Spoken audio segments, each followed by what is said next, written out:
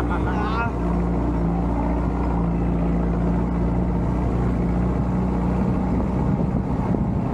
mga puripitik pala dito eh. Kanina yan eh. Ang kapar, lawak pala ng kapar. Grabe no? Grabe. Shirt na pala to. Ano to ginawa to? Di pelo? Oo, d-shirt ko to. Ay, matas na. Wala yan. Sakit mo na. Baka naman bumaliktad tayo dito eh. Ano yung mga yan? Okay na sir. Okay na dito bossing? Yes boss. Okay.